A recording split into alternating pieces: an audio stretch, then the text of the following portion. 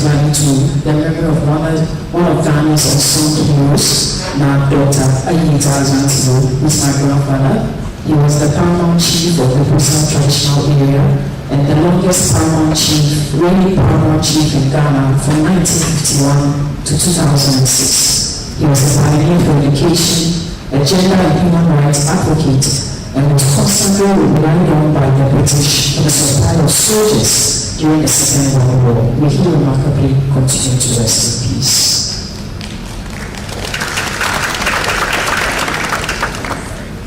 Thank you. I will begin my speech. The chairperson, the Vice Chancellor, special invited guests, esteemed judges, members of the University Convocation, fellow debaters, ladies and gentlemen, good morning. We are gathered on this momentous occasion to discuss a topic of immense importance, the institution of chieftaincy as it is essential for Ghana's development. And it's no surprise that this occasion comes in the midst of the celebrations of the 25th anniversary of our most revered Chancellor, Nana Akufo-Addo. As the leader of the opposition side, I am more than about to advance the argument that chieftaincy, which encompasses the traditional leadership and structures within our society, has played and still plays an important role in shaping the trajectory of Ghana's progress. Nonetheless, I will move on to address some of the contentions in the motion and what exactly the motion implies. So first and foremost, what then is chieftaincy, or who is a chief? A chief, according to Article 217 of the 1992 Constitution, is defined as someone hailing from the appropriate royal family, has been validly elected, and soon or installed as a chief, a queen mother, or in accordance with customary law and usage. And this definition translates into Section 57 of the Chieftaincy Act 2008 Act 759. What this then means is that chieftaincy is a larger than life subject. It encompasses a system of governance rooted in the very fabric of the Ghanaian DNA. And this also implies that the metric for judging this debate should not be about a mere cost-benefit analysis of why chieftaincy is important. No. It must be premised on the fact that we are recognizing the entirety of the institution of chieftaincy as a whole, consisting of grandmothers, elders, chiefs themselves, royal family clans, and eventually the people whom they are ruling effectively, which includes some of us in this audience. To attain sine, it signifies that something is indispensable, essential, or absolutely necessary for an outcome. So as judges, what this debate then means is that it rests on the proposition side to demonstrate unconvincingly that chieftaincy is indispensable to Ghana's development. And this will be done by one, demonstrating how the modern institution of chieftaincy plays a significant role in the socio-economic development of our nation, while deploying concrete examples of how this has played out over the years. And these arguments, dear judges, will not be in isolation of the existing problems faced by the chieftaincy institution, which will definitely be the case of the opposition. And as to why chieftaincy may never be necessary for Ghana's development. Now, we must first rebut three presumptive assumptions that one, chieftaincy is not relevant because chiefs do not have political power or role, and two, that chiefs are not relevant again because their dominance over social roles is no longer existing. We view this in three instances. First, the very framework of this country, which is the Constitution, recognizes customary law and usage as sources of law in Article 11 of the 1992 Constitution. But we must put this in context that chiefs are custodians of this same customary usage and practice. What this means is that chiefs have an essential role to play in the development of the national fabric of the law of this country. This means two things. One, because the laws are for a nation to develop. Replacing the involvement of chiefs will be difficult because policy exists for the development of our customary law and practice, which is recognized by the very fabric of our own constitution. But it also means another thing, that you cannot replace the chiefs and their institutions overnight, because there is a consensus among their governing bodies, some of which include the National House of Chiefs, to ensure that this country can move on. So, take an example. In 2002, the National Peace and Reconciliation Council was set up, consisting of over 100 this process of moving this country on from the human rights abuses that were suffered during the military regime, where chiefs and other experts who were employed to ensure that we could be able to move on. Now, what is governance development? Because it's an important thing that must be established in this debate. Governance development is the process of improving the economic, social, political, and political well-being of this country. However, there are three indicators that show that governance development moves. This includes 1. Environmental sustainability, 2. Good health outcomes, 3. Poverty reduction, and there are so many other things coexisted on the lines they hold. And for that matter, so many established levels of chieftaincy have not been able to recover from this mess. And as a result, some many houses of chieftaincy are redundant and prone to problems like illiteracy, low education, and poverty. And so the problem cannot be the chiefs. The problem is that somebody took away what the original had. And that's what has made some of them in that sense. But even if these are the problems, chiefs are participating in the city, chiefs are doing all of that, there are so many things to show that chiefs are very important in our Ghanaian fabric. And the second speaker for this nation will do that. He will show you, 1, why chiefs are important in cultural preservation, 2, why chiefs are important in conflict resolution, 3, why chiefs are important in local governance and representation, and finally, how chiefs at the end of the day use their welfare and funds to ensure that we can push this country's development. This debate should not only state that chiefs are not important, because at the end of the day, if there's collaboration and partnership with chieftaincy institutions, they will grow, and for that matter, we will move on as a country. We're very proud to propose.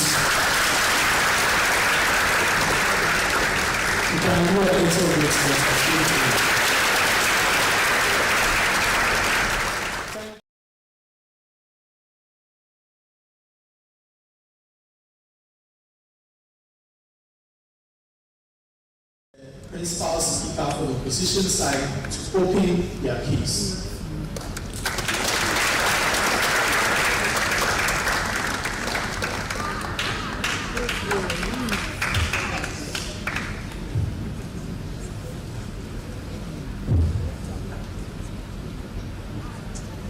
Hello everyone.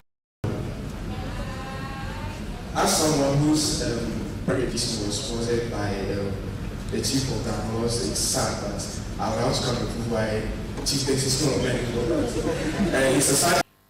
Let us all be objectively true. The premise of chieftaincy lies on an us versus them paradigm.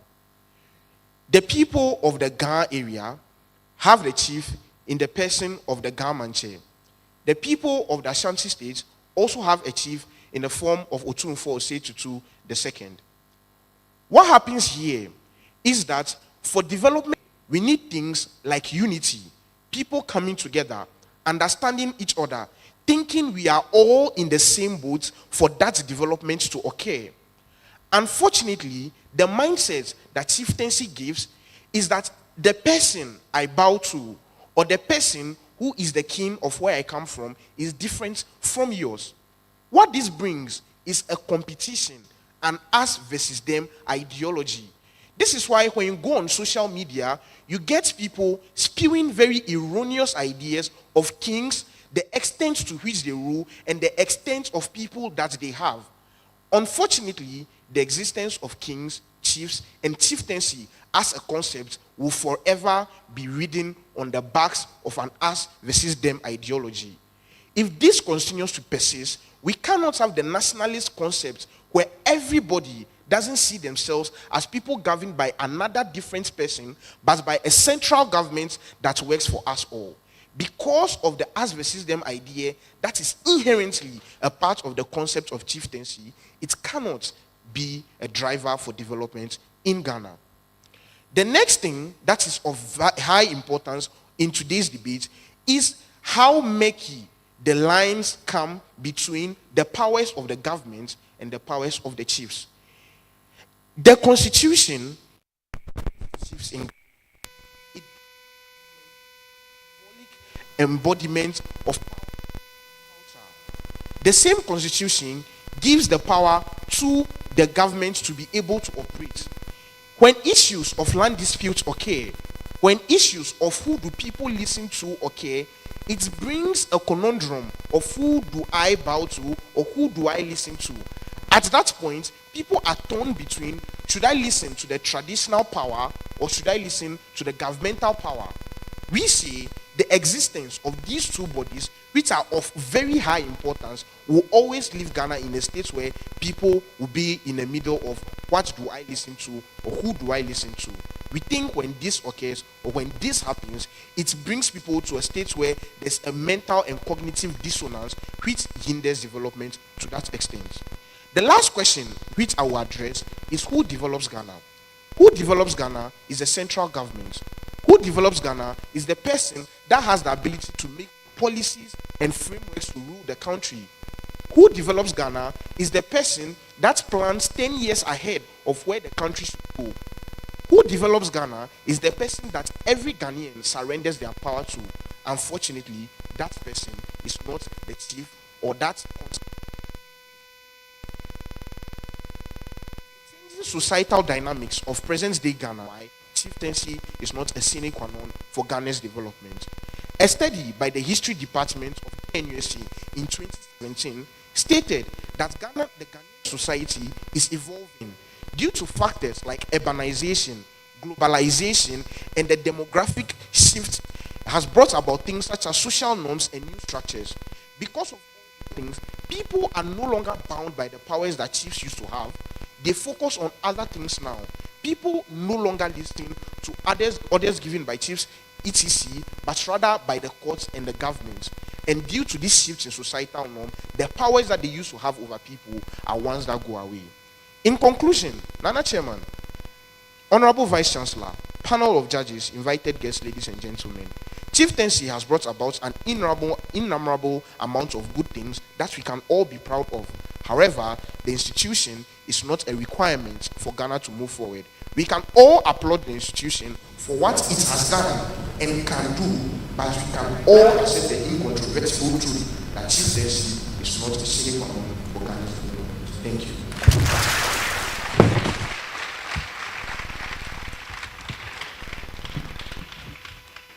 Thank you, Master Dovlo, for opening an interesting case for the opposition bench. At this point, we invite Master Ebenezer Oko to repair the case of the proposition.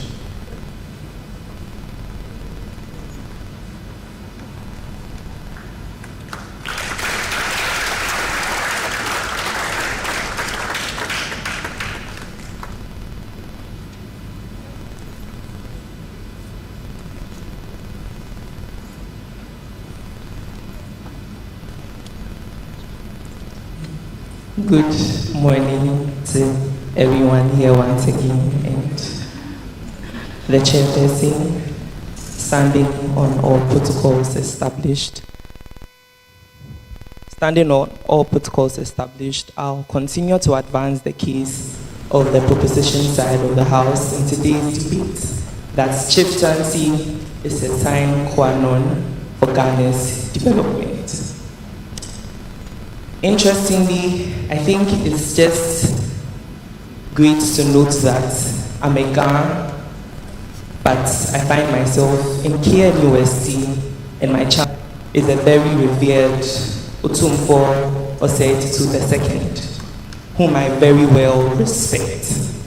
And so just to brush off the point made by Dovlo that there's going to be exclusion with the fact that chieftaincy needs to be very imperative in Ghana's development scope.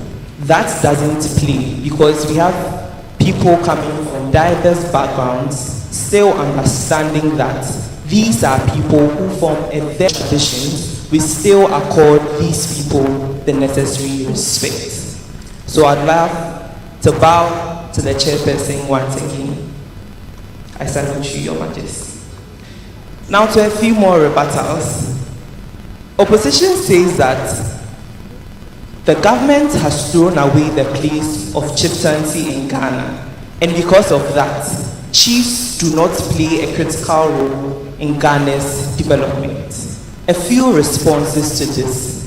First, what my first speaker sought to do in her speech was to tell you that the Constitution in and of itself makes provision for this very institution of chieftaincy in chapter 22. But even more secondly, Parliament of Ghana has further gone on to enact a whole act which goes on to establish their roles and the confines within which these chiefs need to operate. But third and most importantly, the fact that these chiefs have been constantly integrated into Ghana's governance system makes them very indispensable. Why do we say this? We say this because chiefs today form a part of Ghana's Council of State. And for example, the current chairman of the Council of State, correct me if I'm wrong, Nana Otu-Serebo II, is a chief in himself.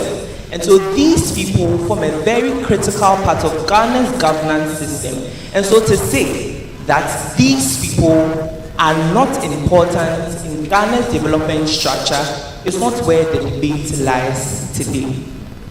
Now he goes on further to say that today's debate is about chieftaincy being the only catalyst to Ghana's development. But judges and the House, please note that the debate motion says that chieftaincy is sine qua non for Ghana's development, which essentially says that chieftaincy plays a role. It doesn't say chieftaincy as the only factor for Ghana's development. The burden on opposition is to come and say that without chieftaincy, Ghana as a country can still develop.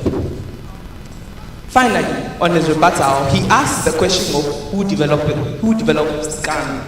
Yes, we understand that the government is essentially in charge of developing our country because we vote the president into power, our members of parliament, and ministers are appointed by the president.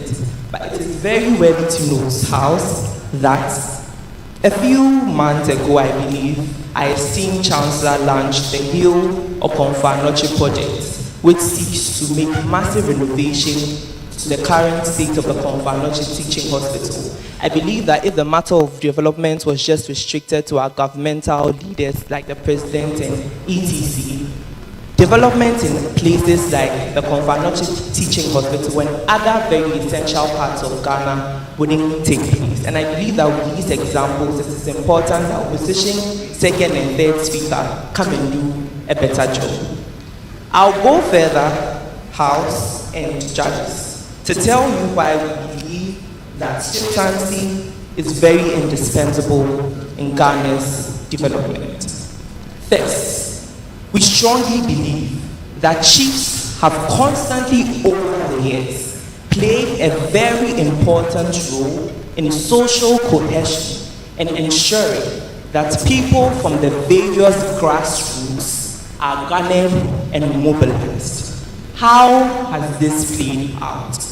The House, we believe that the place of chieftaincy in and of itself, for people who are Christians, who would agree with me, has started from the time of the Bible. So when you look at people like King David, King Saul, King Solomon, these are people who were kings in their own right, but played very important roles in ensuring that the people of Israel and the people of Egypt, like Pharaoh, had their fair share of development.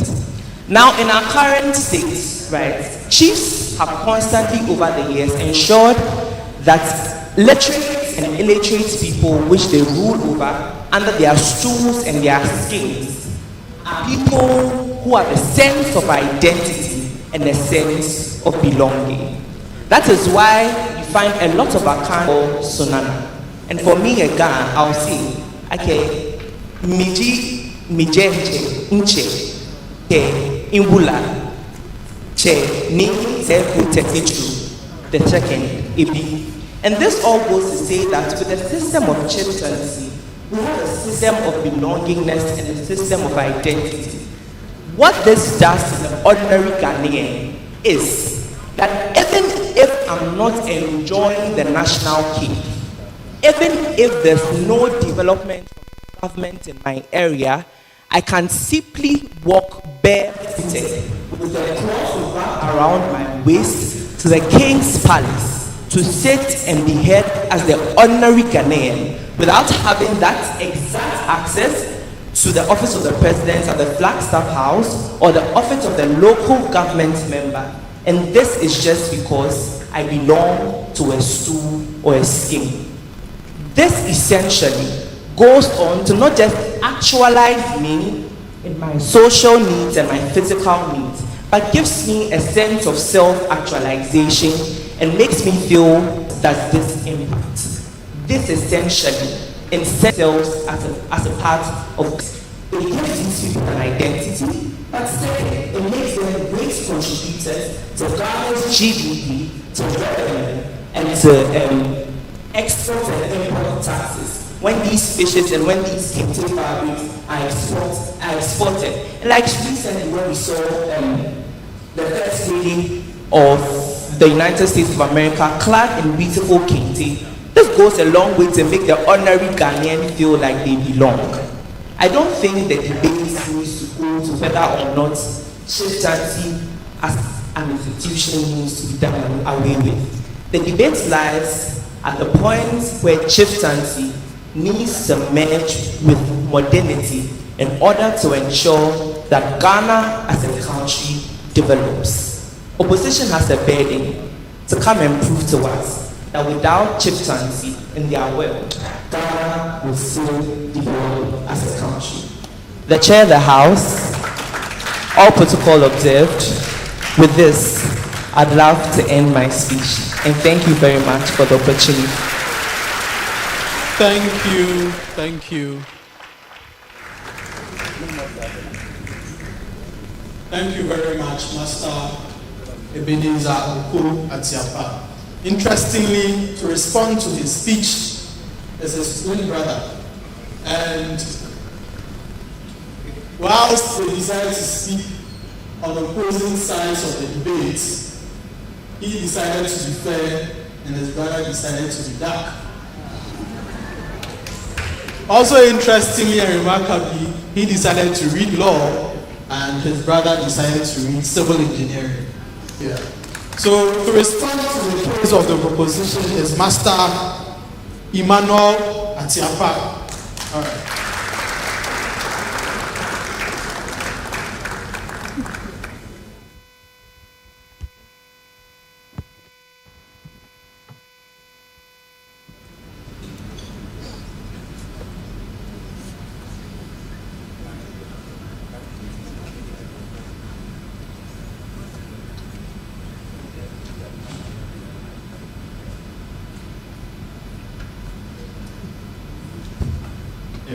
Thank you very much for the opportunity to speak at this studious gathering. On all protocol duly observed from our very honorable chairperson to our Chancellor and our Vice Chancellor, I would like to begin my speech. So, starting at this point. So, from the opposition side, they believe the debate lies at the point where we have to merge with the current system of governance, which is the democracy, which is clearly something that exists up to now. But the bigger question is whether absence of chieftaincy, Ghana can still develop. Because if the debate lies at the point where we still have to debate a world where we are merging with the democratic system is merging with the chieftaincy system, that means that we cannot have the debate. That means the debate has to lie at the point where it's coming from Dr. Desmond, where he tells you that it's at the point where we say that absence of chieftaincy, can Ghana still develop? If not, then the opposition doesn't have any burden to defend. And our burden is very simple. Can Ghana develop without the existence of chieftaincy in today's world? Two things I would like to analyze to you in today's debate is the current nature of Ghana. First, its politics and governance. You have to realize that, yes, it's true from the proposition side that in the 1992 constitution, chiefs at the national level and at the regional level, but they have not been fully incorporated into every respective decision that goes on within the country. But so that's on the governance and political level. On the economic level, it's very true that chiefs themselves can carry out development projects. But what then becomes the problem? The problem becomes how like chiefs will be able to like portray the national image of Ghana like to the outside world. Because you have to realize that coming from Desmond Tutu, the ethnic conflict that exists within this country makes it very hard for chiefs to be able to like represent the country at the national level. Why is this true? If you consider countries like Great Britain, they have the Queen Mother, but they also have their Prime Minister. If you consider countries like Morocco and Saudi Arabia, they have the King, but they also have like their Prime Ministers that are able to carry out a lot of international conferences and are able to cooperate with other countries within the international space. At the point where the debate becomes chieftaincy is quaint, essential, very coming from the first proposition speaker. That means as a requirement for Ghana's development. That means at every decision-making level, the chiefs have to be very much involved in this decision-making process. This is something that we think is going to create a lot of problems. Because imagine that the chiefs have to cede all their power to one person at the international level or to represent them at the national level. We think if you compare the chieftaincy system with the democratic system, this is a better system. Why do I say so? One, because in the democratic system, the people cede their own power to the president and to their parliamentarians. Whilst in the chieftaincy system, it is through a lineage of inheritance and through a lineage of royalty. So it means that the people don't decide to choose their own leaders in the chieftaincy system, whilst opposed to the democratic system, the people have the ability to choose their leaders. Irrespective of any conflicts that may exist within both democratic system and both chieftaincy system, we think that outside of chieftaincy and pursuing a complete democratic system, since it's the decision of the people, any repercussion that they face is something that, one, they have conceded their social contract to, and secondly, is something that they can be able to effectively change within a span of 4 years, as it is stipulated within the 1992 Constitution of Ghana. We think outside of chieftaincy, the ability for the people to decide who their leaders will be is something that we very much appreciate in today's current world and the social evolving world. The second thing is on the essence of the conflict resolution aspect. How it's hard to inherently like resolve conflict because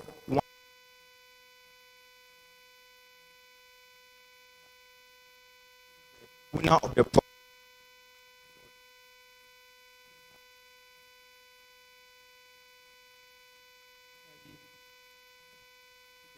jurisdiction of the chief into the chieftaincy council. I think if you compare that with the democracy, where the laws are written down and is subject to the judicial powers and the legislative powers to enact this is better.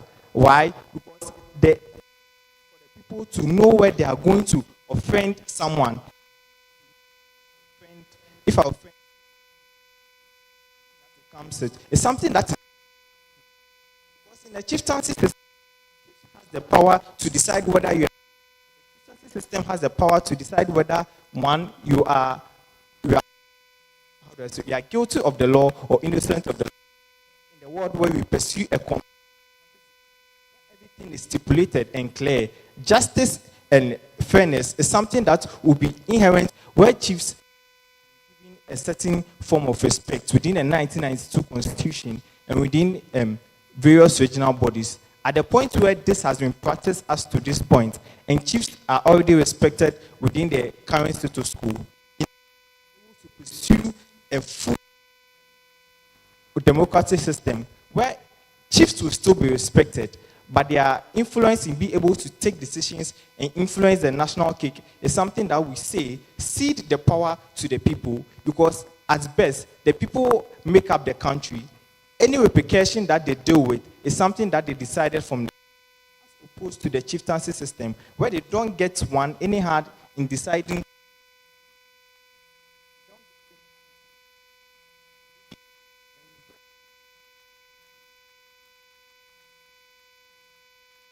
Not a sine qua non, or it's not quintessential to the development of Ghana, because that is what has been practiced up to now, and you all see the effect.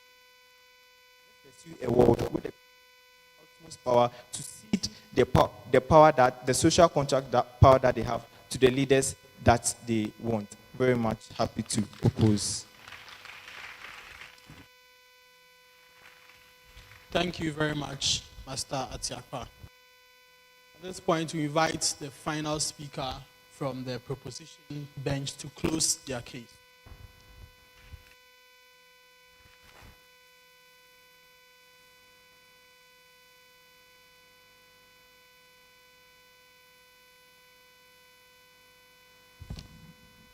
Hello, good morning. The chairperson, the panel, all protocols duly observed. I am Bernardo Pokuba, and I'm going to be the whip for the proposition. Starting my speech in 3, 2. This of the past. It is a impacts our politics.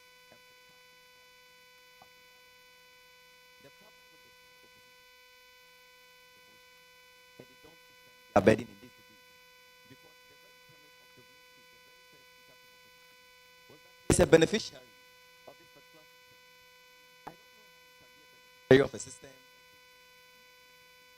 because the absence of that system means that you lose that particular benefit. That is why you can see it's actually very. So let's start with a couple of things that are so.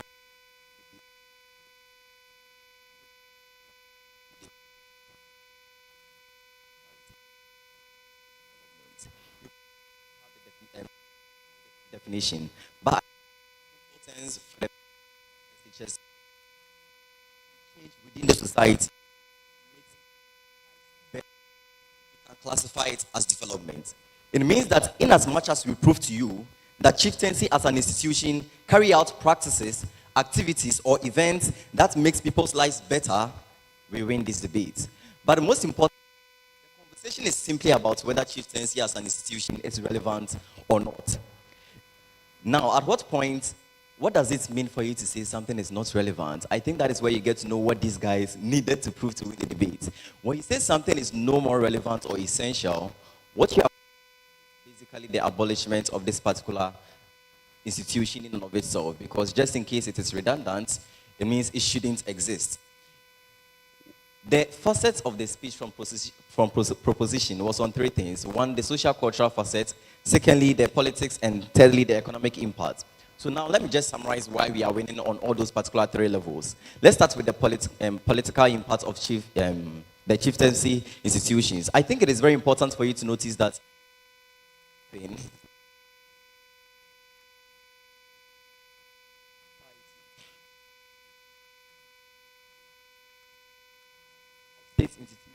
Sometimes things like courts do not.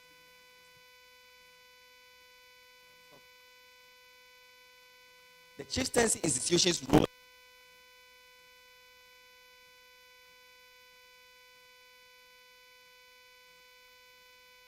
Why is this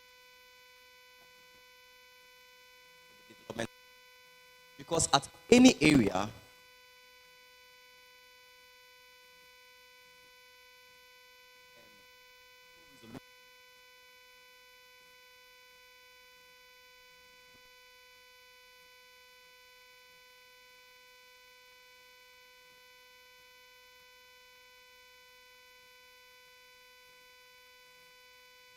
it could be things like people necessarily, I'm sorry, it could be things like people necessarily because they are having family and you are having an institution that prevents the conflicts from happening. A society that to be on the path of always making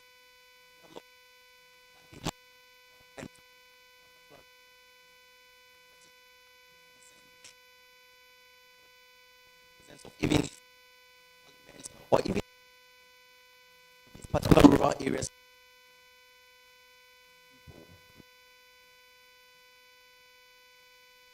Answered. Most often, it simply has to do with they necessarily approaching the chiefs or or the other facets of the chieftaincy institutions that exist within these particular rural areas to get their consent necessarily. Don't believe me.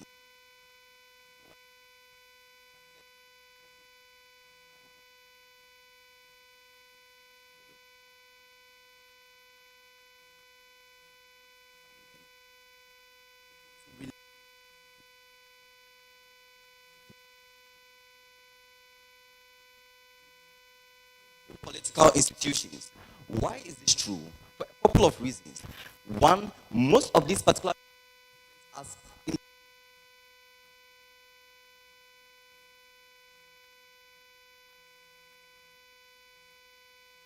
university, most often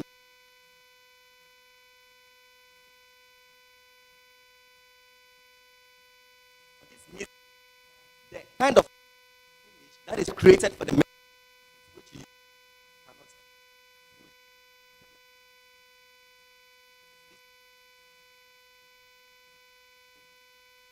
concerns and the fact that the chieftaincy institution and all people that exist within it are people that practice the culture of the people that exist in particular rural areas. And but secondly, they are able to relate to their way of life.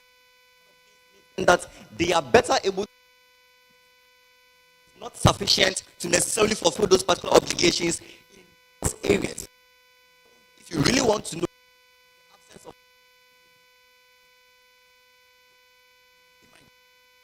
the answer to it,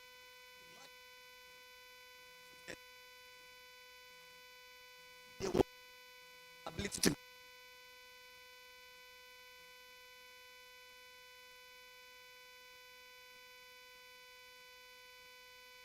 across the country, which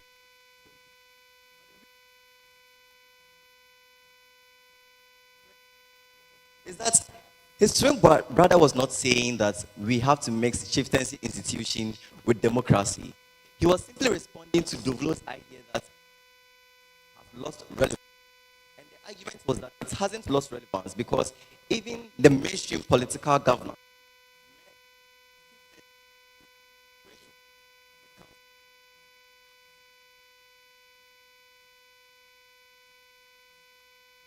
land money for the economic is that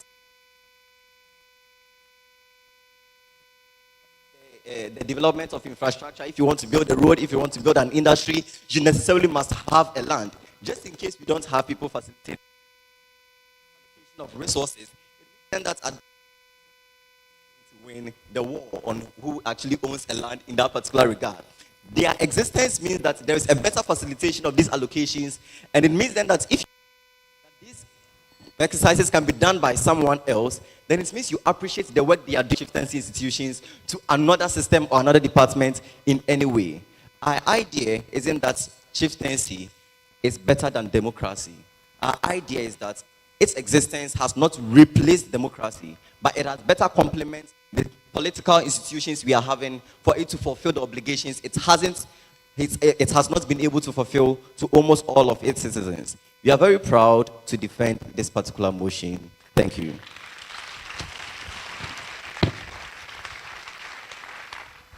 Thank you.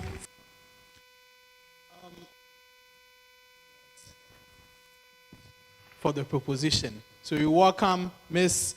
Umuhairu Al-Hassan to close the case for opposition, reigning Pan-African University debate champion.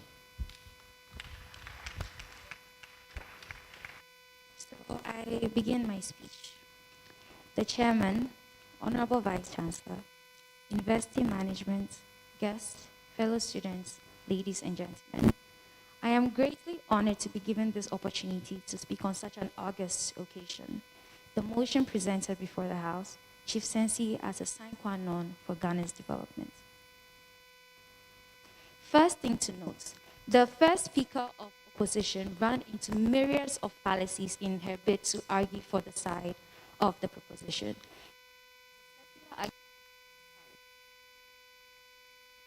Argumentation argues that within a bubble, that because the law has chieftaincy, the non-existence of chieftaincy is something that is, at best, their argument is a benefit versus harm argumentation, even though she said this debate is not about that.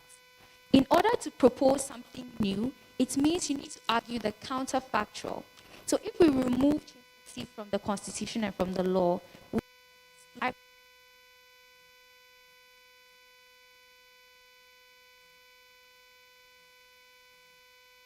can eat the benefits that exist.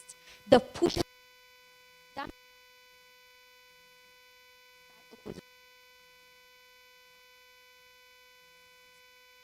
proposition that because of the past, case in point, the Bible. So just because many people within Ghana believe that chiefs exist, does not necessarily mean that all of a sudden it is a good thing. But another thing is the inappropriate generalization theory. The second speaker of the proposal brought a case proposed by my leader. He obeys the chancellor of the institution, hence everyone does so. This is a gross generalization. Many individuals have different address things. Just because you do, everyone else do it. We need to argue on grounds. And it is quite factual that different people obey this to a certain extent. Because people hold their chiefs in high regard and they feel that if they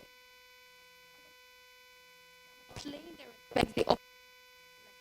This is seen in case in point in the north, whereby there have been disputes between chiefs over issues such as land.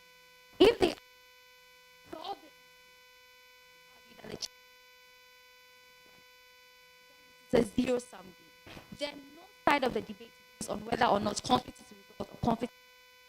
But rather, our side poses alternatives to solve this conflict. Because national security services exist in order to curb violences that exist within communities. The police exist. Other measures exist to solve conflict. But another fallacy they argue is that, communication to the state bodies. Realize, that assemblymen exist, social media exists in order for you to air your qualms that you have within the society. Again, side proposition fails to show the exclusivity. But another thing to note is how an unfair burden on us. He claims that just because we do not recognize the second one of chieftaincy in development, we are then pushing for an abolishment.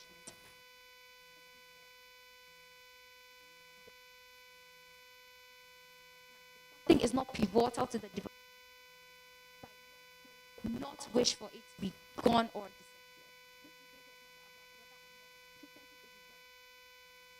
Not chieftaincy is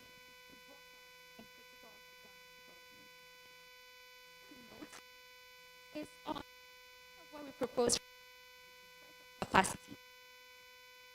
Pivotal to the development of a state, it then means that to an extent, absolute power rests in their hands. So if today Ghana wants to move from the current system of governance, or Ghana wants to erect a structure in a particular part of the state, the question then begs, do chiefs have a say in whether or not this structure is erected? No, they do not.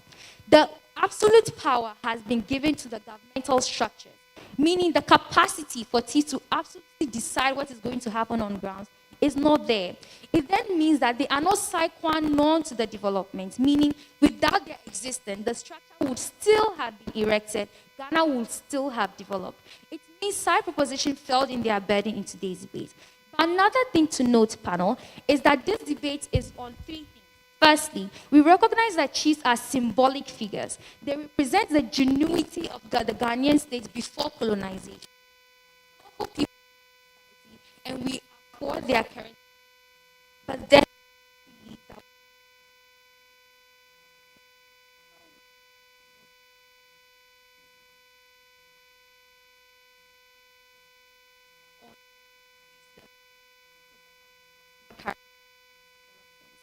on accountability,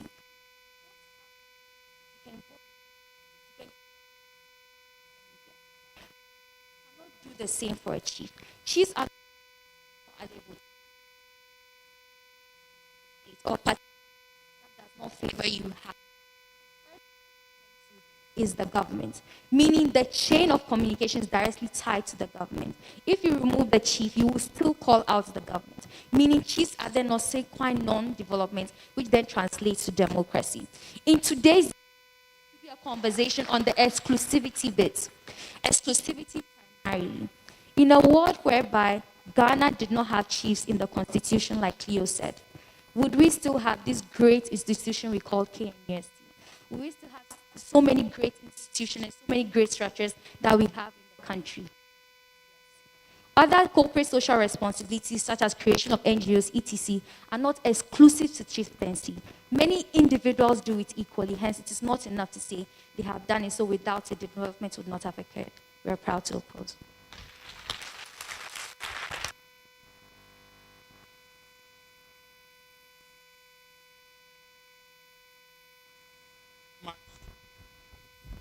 Thank you, Umu, for an exciting whip speech.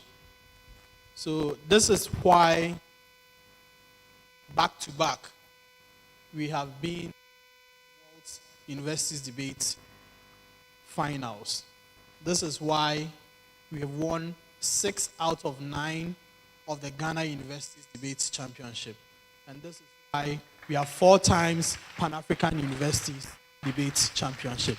This is the KNUST Debate Society. So we've had a very interesting debate. We would have the adjudicators take leave of us in 15 minutes to judge and get back to us. But in the interim, a bit of engagement from our audience, our high school friends and brothers. Think of this motion. Concentrated discourse.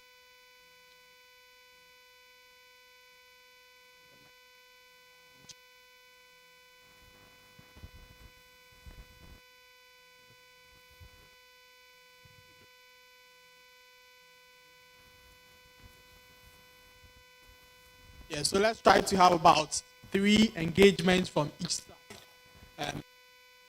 Just about less than a minute.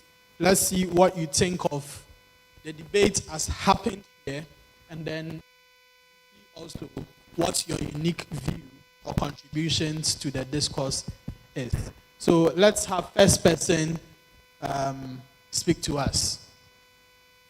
Kindly raise up your hand and they will give you the microphone.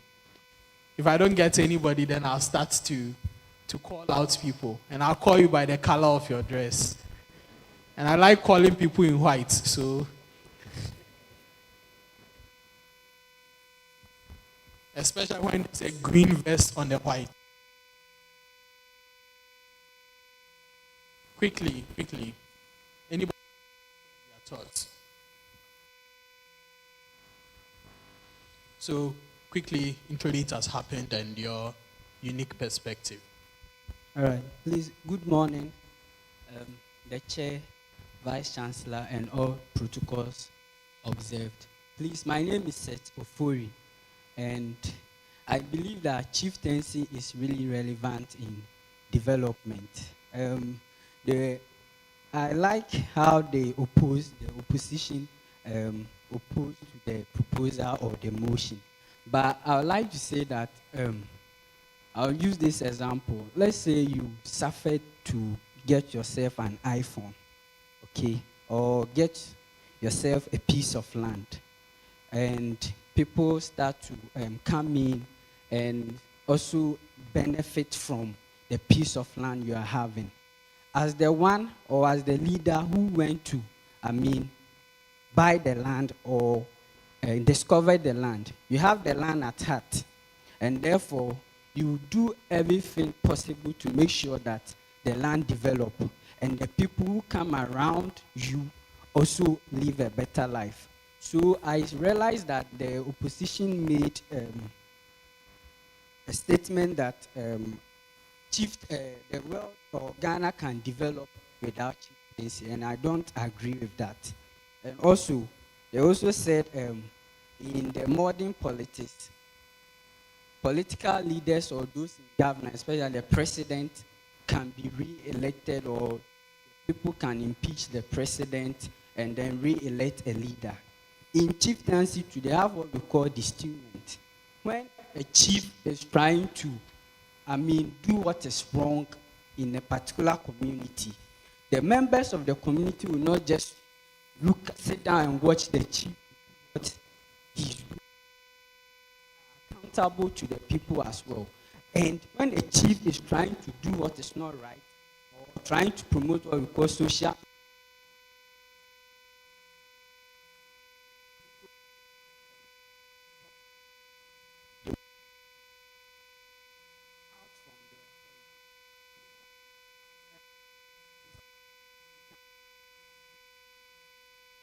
chieftaincy system, still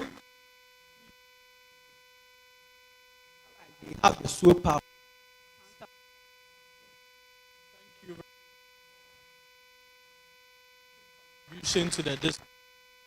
Next person. Opokuwari School. All right, there's someone there. Kindly let's hear from you. Good morning. Please permit me to stand on the existing protocols. My name is Barkis Ibrahim. From the third speaker, she kept referring to social media and NGOs as channels of communications for people we refer to as the locals, in addressing their issues or their concerns. But then I also like to say that in this our modern world, although it is very obvious that technology is reigning and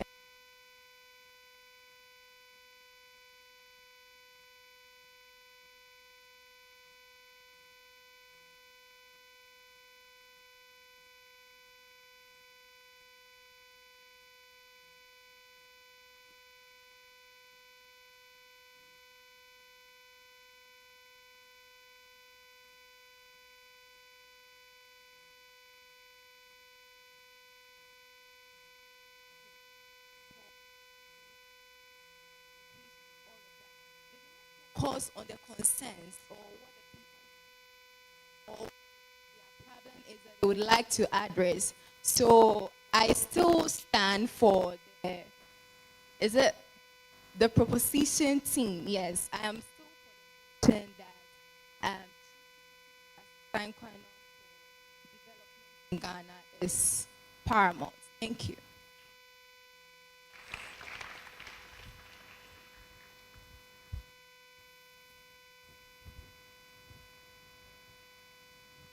I am Prospera Dahamani from KNUST-SHS, and my opinion is quite simple.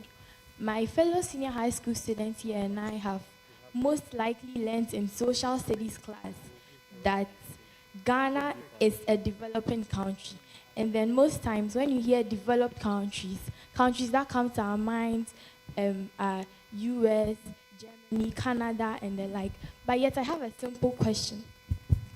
Does United States of America have a chief or king or any chieftaincy institution? The answer is no. Yet, the United States of America is a developed country, and so therefore I conclude that chieftaincy chieftaincy is not necessary for development in Ghana. Thank you. All right.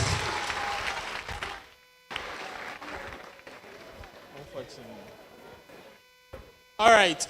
Can somebody get the microphone to her? Okay, a gentleman from Opokuwari School. So I am Ojo Kingsley, the chair. I would also like to stand on the already established protocol to pass out my view. Yeah, honestly, when this question was passed, I was surprised. But there's this factor Ghanaians are actually trying to get rid of. That's the illegal mining.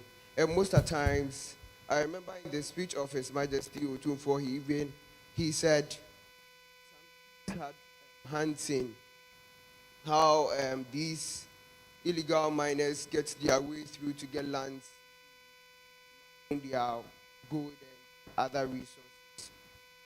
So suppose these chiefs actually form a commission or a council to actually say it's actually good with them. They are willing to give their lands regardless of what the government is saying.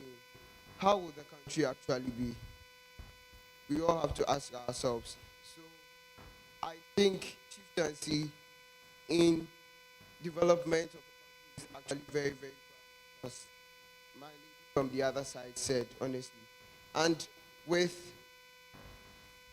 the Americans thing, the lady said, honestly, we are white, we are black. Suppose I go to where there is no chief or something, I'll just be like the road. I need to go. These people are supposed to be people you can actually reach out to at a very faster rate without going through long processes. Whatever thing you want.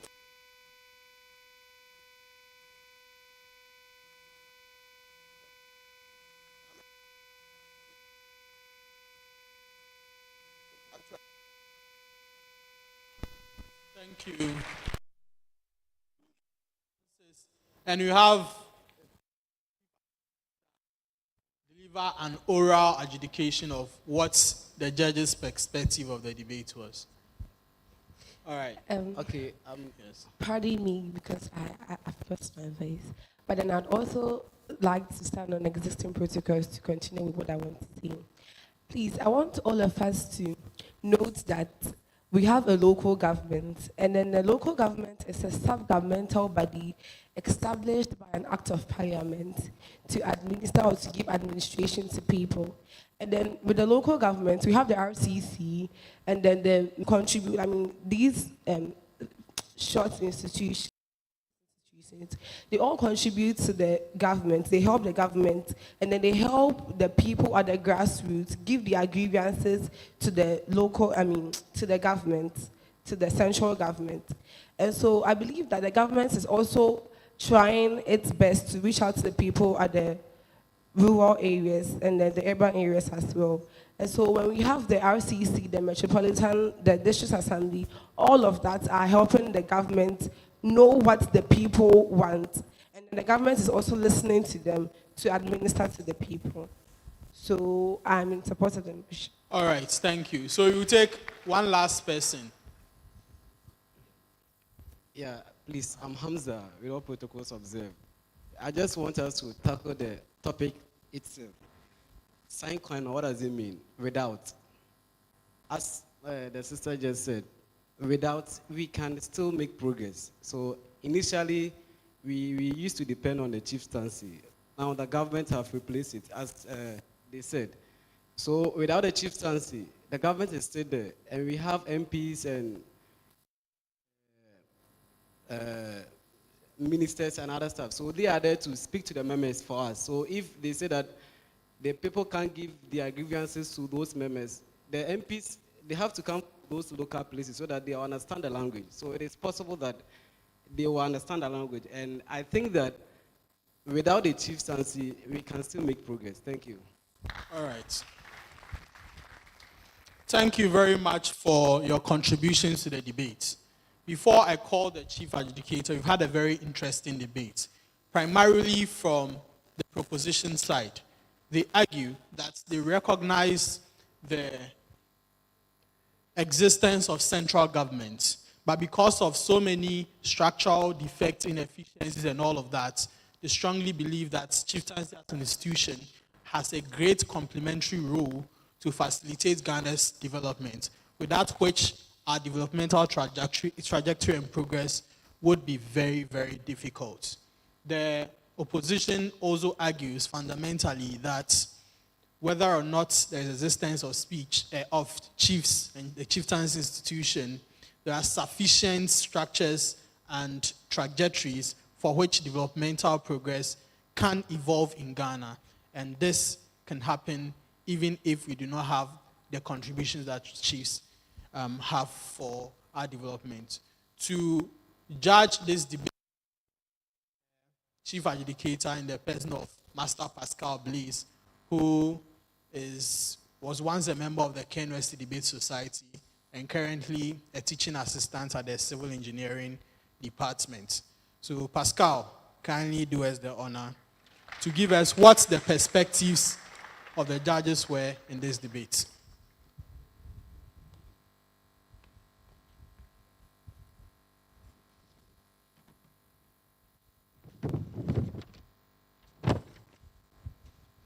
All right. So good morning to you all, standing on all protocol. So the debate as it was an interesting one. I heard some of the comments and they were very interesting, as they have chieftaincy playing a good role, a pivotal role in advancing these things. What they tell us in essence is that people have been able to carve their identity from chieftaincy, and that is why they are able to sustain themselves, even when the local government is not sufficient. So for them, chieftaincy is a part and parcel of our lives, and it is important that we have chieftaincy as a pivotal part of our development in Ghana. So that's proposition, right? So what's opposition's case? They say we agree to everything is true, but we can still live without it. That has been their stance from the leader of opposition to the last speaker. What they tell us is that development has become very dynamic in status quo. What that means is we agree that they gave us military minds during the Second World War. We agree that Otumfuo has created a foundation. We agree that people have carved their identities, and we think that is good. We think the chiefs have that kind of respect in society. But then when it comes to development, looking at the state that we are in right now, where we have built a democracy for ourselves, when we say we should include chieftaincy as a pivotal part, it becomes a competition of democracy and chieftaincy. And we need to gear towards a complete democracy. That is their stance. Because with the complete democracy, we have the local governments, like the students from St. Louis were saying, we have all the structures that exist to listen to the complaints of the people. It means then that land disputes that you are saying that the chiefs are supposed to solve, there are structures in place that are supposed to solve it. When we say both should exist, it becomes a competition. Should I go to the local structures or should I go to the chiefs? And both of them have two different methods. But for them, their justification is we are the ones that voted these people into power, and so we are allowed to go to them for help. These chiefs are selected on lineage basis, and not that they are voted into power. It means on the principal justification, they're able to show us that, these people are tied to the local government because they voted them into power. So for them, all the benefits that they talk about, there are still alternatives.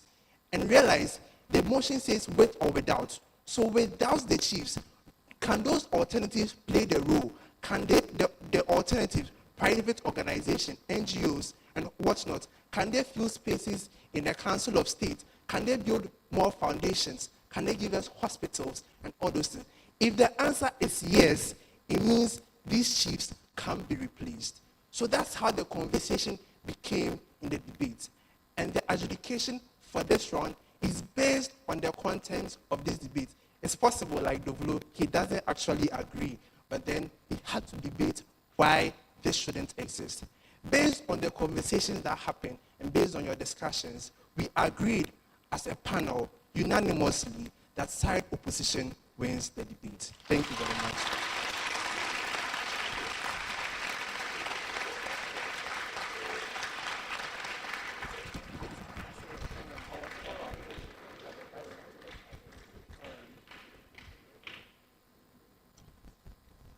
So, as Pascal said, the views expressed by speakers in this debate do not represent their individual views and opinions, but,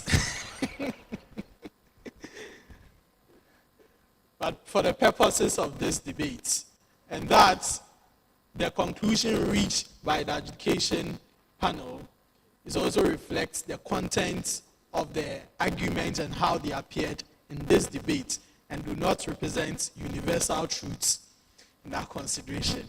It's also important to recognize that Master Pascal was awarded the all-round students at the Vice Chancellor's Excellence Awards last year. So this brings us almost the end of an exciting debate. And just as we started with a remark from our chairperson, we'd like to hear a bit from him. So with a very big round of applause and a standing ovation, let's welcome Nana, chairperson, to do us the honor once again.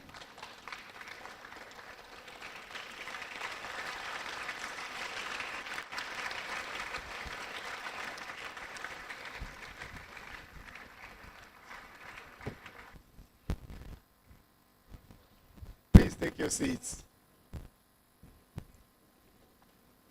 So when the MC was reading my CV, he made mention of my hobbies, golfing and traveling. I wonder why those two. I have others, but these two stand out. 4 hours on the golf course, nobody bothers me.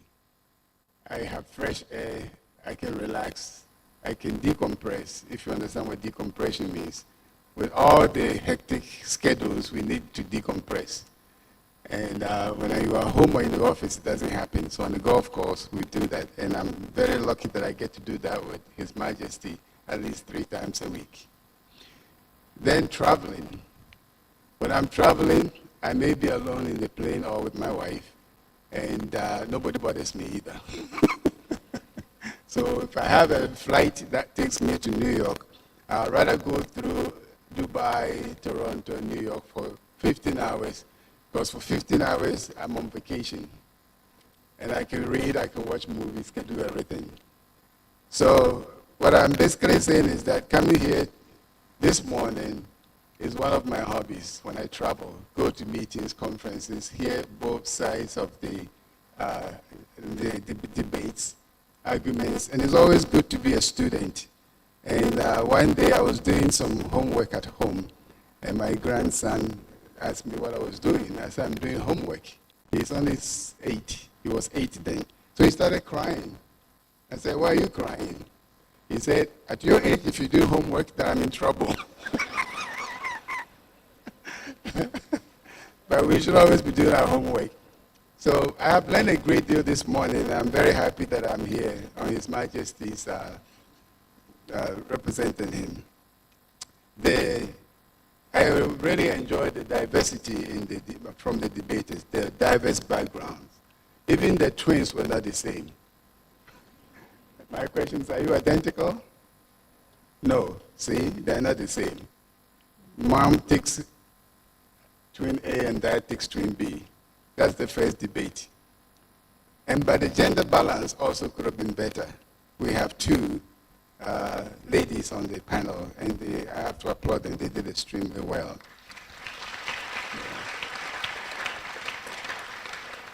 Not to say that the guys didn't. You did amazingly well too. So we've heard what the panelists said, and in every system there is someone who has a veto power. The veto power rests with me.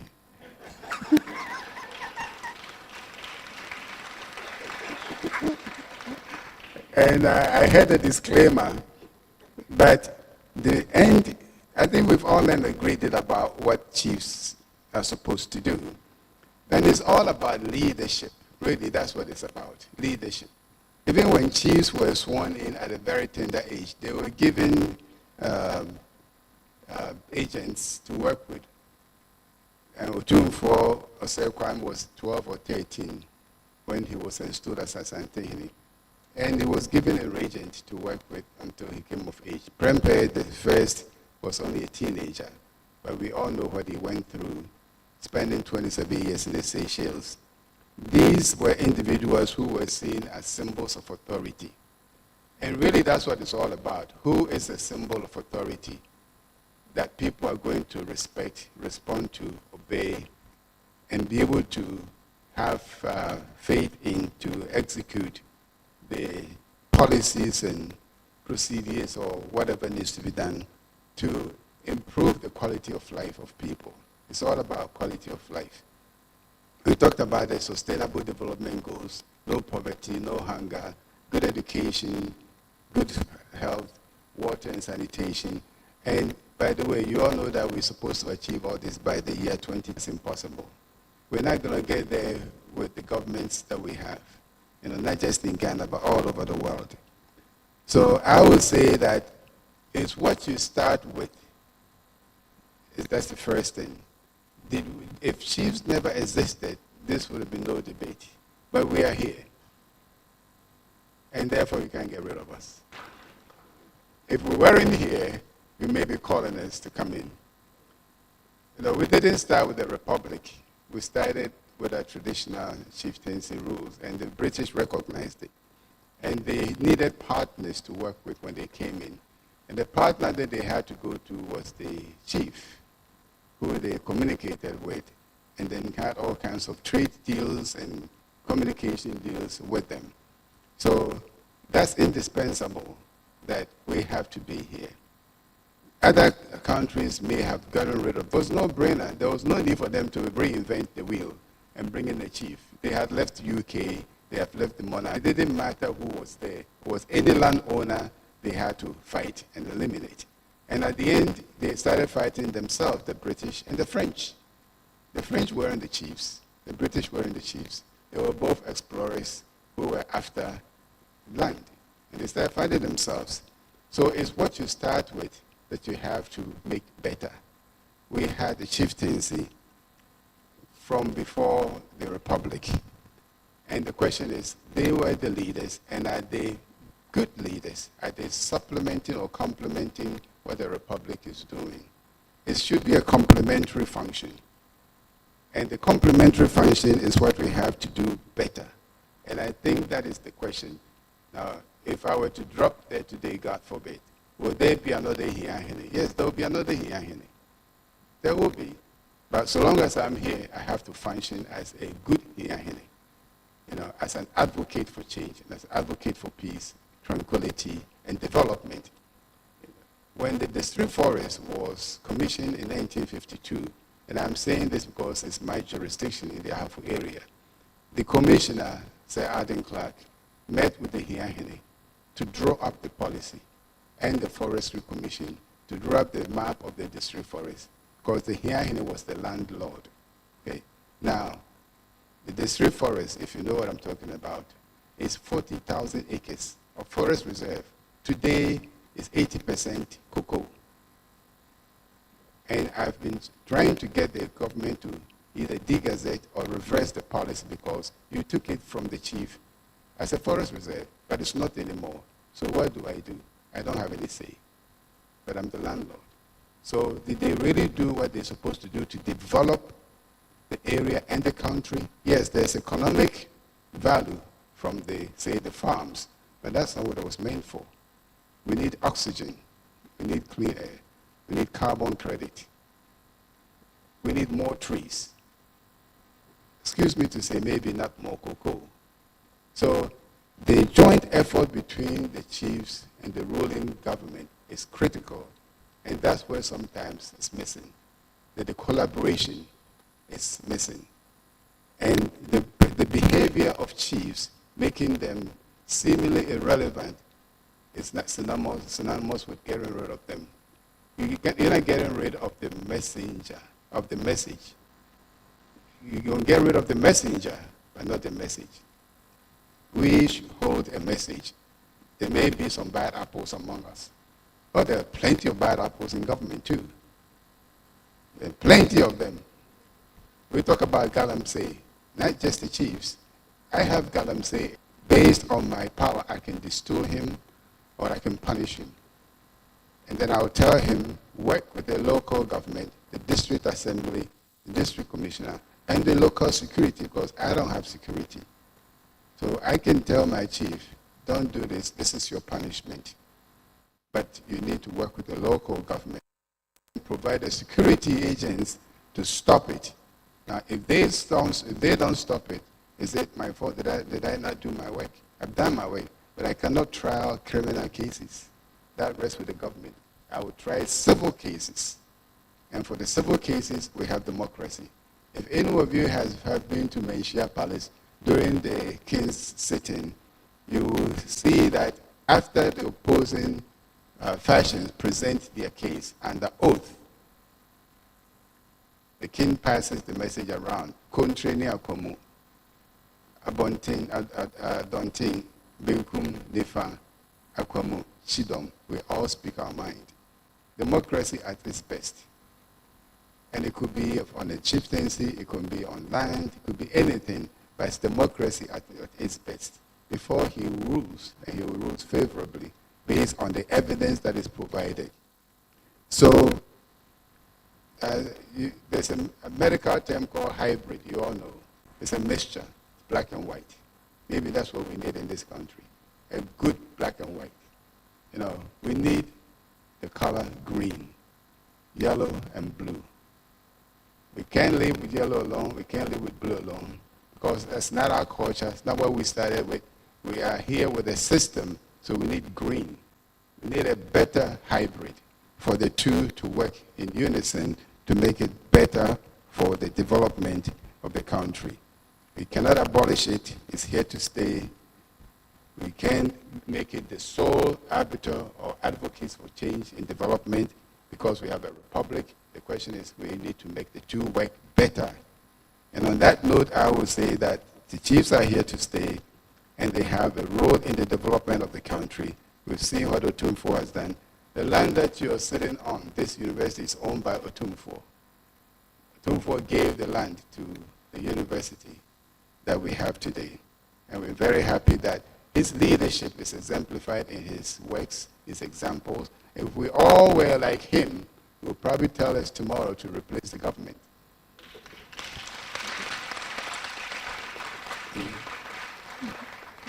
But we're not there yet. When you want to replace the government, you call the soldiers. Right? It's a coup d'etat. When you want to replace Otumfuo, you don't call the soldiers. You call the paramount chiefs. And disturment has occurred before, even among the Asante-Yenis. Disturment has occurred in many ways. So there is process for election, nomination, deposition. There's a process for that. The Asante custom culture is extensive.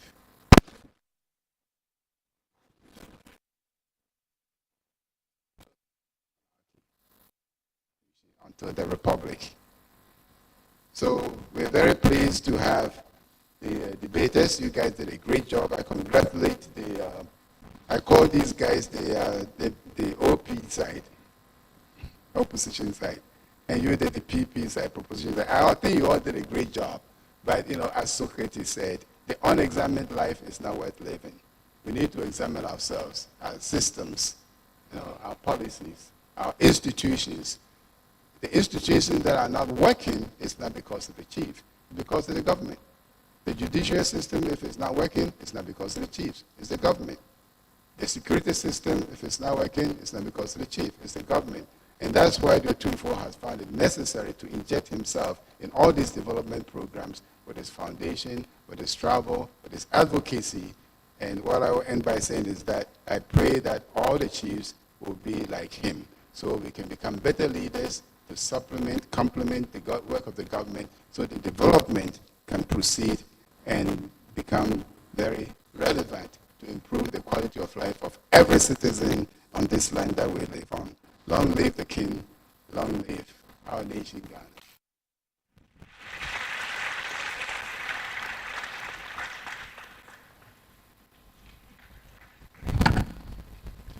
We can do more.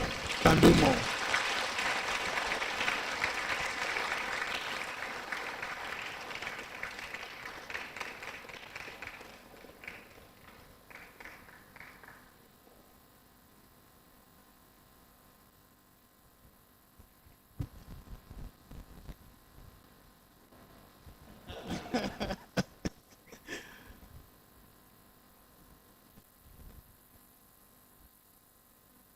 All right. Thank you very much, Nana Chairperson, for what is a very enlightening perspective to this discourse we're having here.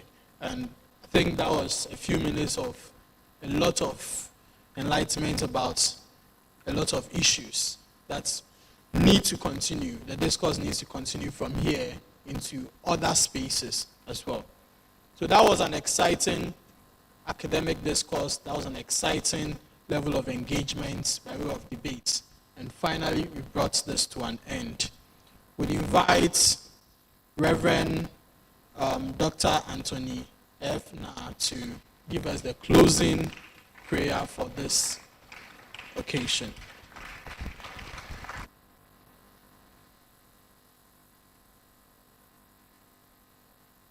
May I please beg indulgence to please rise for prayers. Our help is in the name of the Lord who made heaven and earth. Dear Lord and Master, we are so much grateful to you for the gift of our life.